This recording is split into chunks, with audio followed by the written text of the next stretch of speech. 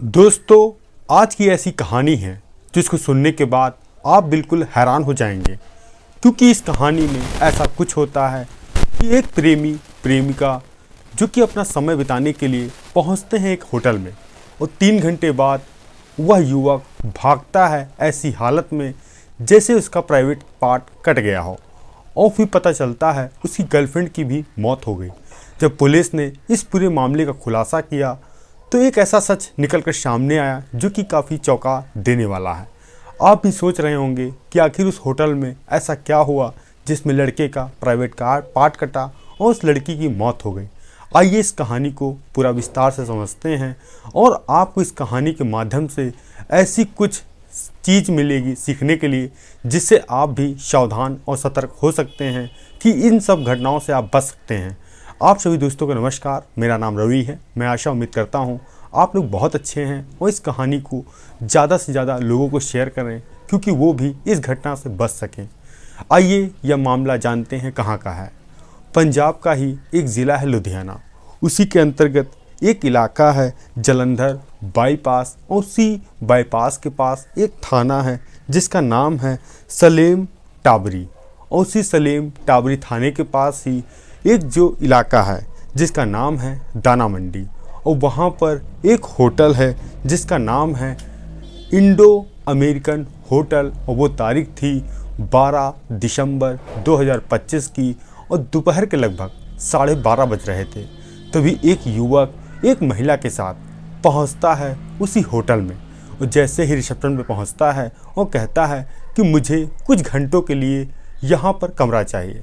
जो होटल का स्टाफ था उस युवक की आईडी प्रूफ मांगता है, तो वह युवक अपनी आईडी प्रूफ देता है, और फ़ौरन स्टाफ कहता है कि इन मैडम की भी आईडी चाहिए। तो वह युवक कहता है यह मैडम आईडी लाना भूल गई हैं, मैं आपको बाद में दे दूंगा और मुझे एक कमरा दे दीजिए। अब होटल के स्टाफ 203 नंबर का कमरा देता है, यानी दूसरे फ्लोर पे। अब दोनों लड़का और वह महिला पहुंच चुके थे होटल में, और 3 घंटे बाद वह युवक उस होटल से जल्दबाजी की हालत में निकलता है। जैसे ही होटल के स्टाफ पूछता है कि भैया आप कहाँ जा रहे हैं, तभी वह युवक कहता है कि जो मैडम हैं उनको कुछ खाना है तो मैं लेने मार्केट से जा रहा हूँ। तभी होटल के स्टाफ कहता है आप बताइए, मैं यहाँ बनवा दूँगा। तभी वह कहता नहीं, कुछ अलग चीज़ है जो कि मुझे मार्केट से लेनी पड़ेगी। और वह फ़ौरन युवक भागता है, एक अस्पताल जाता है, और जैसे ही अस्पताल में जाता है और देखता है कि उसकी पैंट से खून निकल रहा है। अब जो डॉक्टर की टीम थी वह देखती है, और जो हाथ में वह पकड़ा था वह उसका प्राइवेट पार्ट था जो कि कट चुका था। अब जो वहाँ के डॉक्टर थे वह भी हैरान और आश्चर्यचकित थे, और पूछते हैं उस युवक से कि तुम्हारा ये हाल किसने किया।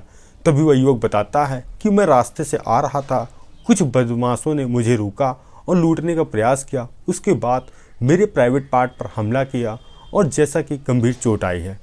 अब तुरंत उसकी मां को बुलाया जाता है और पुलिस को भी बुलाया जाता है। पुलिस उस युवक से तरह तरह के सवाल पूछ रही थी, और अब उसका इलाज भी चालू हो गया था। तभी होटल का स्टाफ, जब ज़्यादा देर हो जाती है, शाम को तकरीबन 5 से 6 बज जाता है, तभी एक होटल का स्टाफ जाता है 200 नंबर 3 कमरे में, और देखने के लिए कि आखिर वहाँ पर अब वो लड़का है या नहीं है। अब जैसे ही वहाँ स्टाफ खटखटाता है, देखता है बाहर से दरवाज़ा बंद है, और फ़ौरन ही जैसे होटल के स्टाफ उस कमरे को खोलता है, मानो उसके पैरों तले ज़मीन खिसक जाती है, क्योंकि जो महिला उस युवक के साथ आई थी वह बेड पर अर्धनग्न अवस्था में पड़ी थी और उसकी मौत हो चुकी थी। अब वह युवक होटल का स्टाफ वह चिल्लाता है, अपने होटल मालिक को बुलाता है। मालिक आते हैं उसके वहाँ पर, और पुलिस को इत्तला किया जाता है। फ़ौरन पुलिस की टीम आती है और होटल के स्टाफ से पूछताछ करती है कि यहाँ पर और कौन इस महिला के साथ आया था। पता चलता है एक युवक भी था, और जैसे ही उसका पहचान पत्र देखा जाता है, उस पहचान पत्र में उस युवक की फ़ोटो थी। उसका नाम था अमित निषाद, और जो कि वह न्यू अमरजीत कॉलोनी का रहने वाला था। अब पुलिस की टीम उसके घर पहुँचती है। माँ बताती है मेरा बेटा तो अस्पताल में एडमिट है, और उसके ऊपर प्राइवेट पार्ट पर बदमाशों ने हमला किया है। अब पुलिस की टीम फ़ौरन उसके पास पहुंचती है, उससे पूछताछ करती है। वह पहले तो गुमराह करता है क्योंकि हॉस्पिटल में एडमिट भी था, और फिर वह एक ऐसी सच्चाई बताता है जो कि हैरान और परेशान कर देने वाली है। और इधर जो मृतक का भाई था, जो कि रेखा मृतक थी, जिसका होटल में मौत हुई थी तब तक उसके भाई को बुलाते हैं और भाई भी एक ऐसी कहानी बताता है जो कि हैरान कर देने वाली थी। तभी मृतक रेखा का भाई बताता है जो उसकी बहन है जिसका नाम रेखा है, आज से लगभग 11 साल पहले उत्तर प्रदेश का ज़िला है आजमगढ़, वहाँ पर उसकी शादी की गई थी। शादी के बाद सब कुछ ठीक ठाक चल रहा था। 6 साल तक दोनों का रिश्ता बहुत बढ़िया चला। इसी दरमियान उस रेखा के एक बेटी जन्म लेती है। जन्म लेने के बाद सब कुछ ठीक ठाक चल रहा था। इसी दरमियान वह अपने पति के साथ पहुंचती है पंजाब के लुधियाना ज़िले में। वहीं पर उसका पति मेडिकल लाइन का काम कर रहा था और वहीं पर उसकी पत्नी भी उसका हाथ बटाती थी।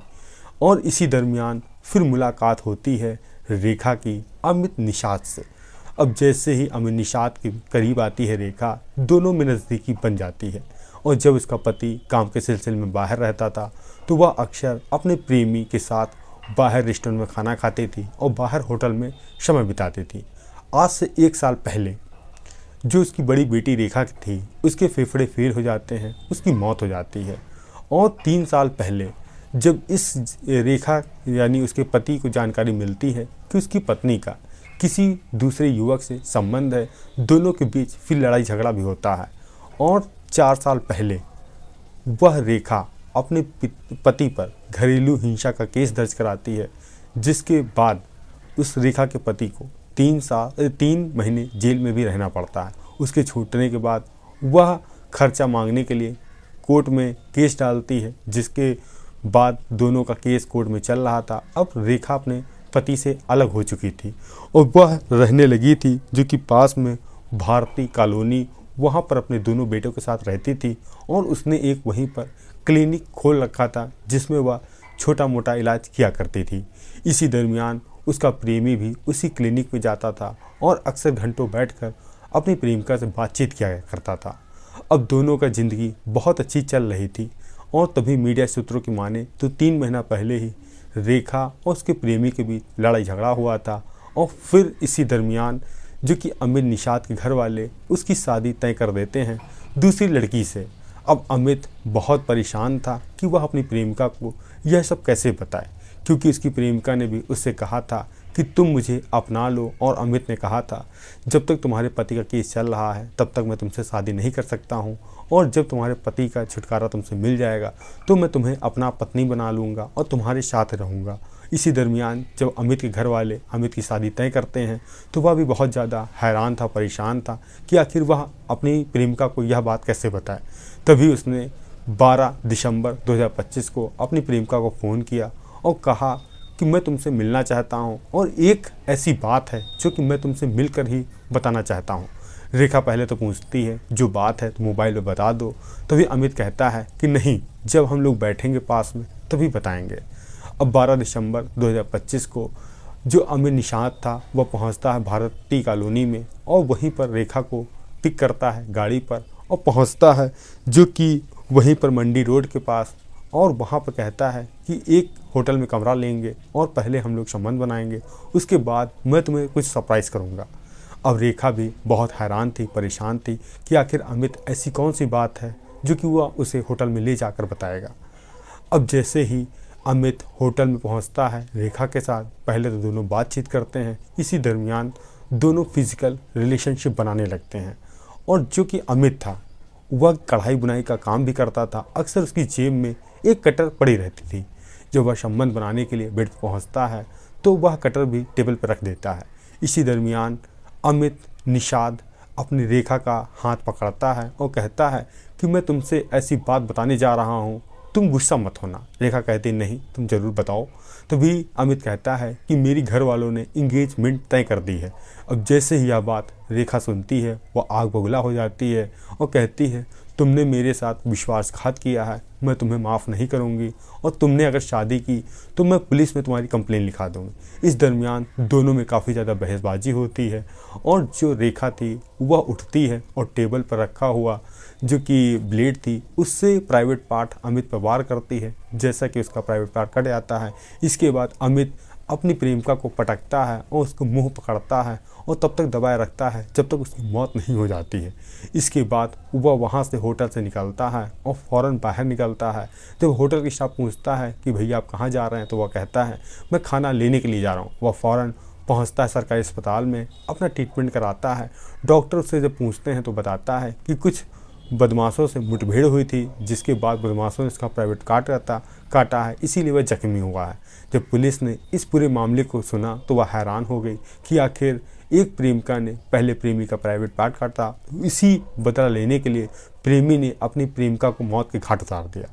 यहीं से आरोपी अभी इलाज चल रहा है अस्पताल में, और जब वह स्वस्थ हो जाएगा तो पुलिस उसको जेल भेजेगी और भी बारीकी से पूछताछ करेगी। ऐसा तो नहीं और कोई मामला है। आप भी कमेंट के माध्यम से अपनी प्रतिक्रिया जरूर दें। हम आपसे मिलते नई कहानी नए स्वाद के साथ। जय हिंद, जय भारत।